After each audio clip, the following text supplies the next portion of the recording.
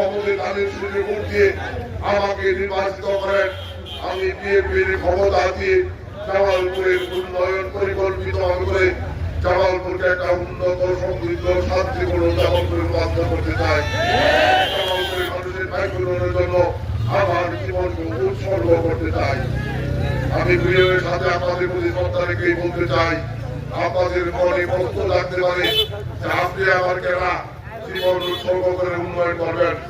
আমি আপনাদের কাছে নতুন কেউ না, 30 বছর এমপি পাইলে আমরা, কিন্তু সময় ক্রমে 2টি পৌরসভা নির্বাচনে 2004 সাল 11 সাল জামালপুর পৌরসভার মানুষ, এই 6 নং ওয়ার্ডের মানুষ ভোট দিয়ে আমাকে বিপুল ভোটে নির্বাচিত করেছিলেন।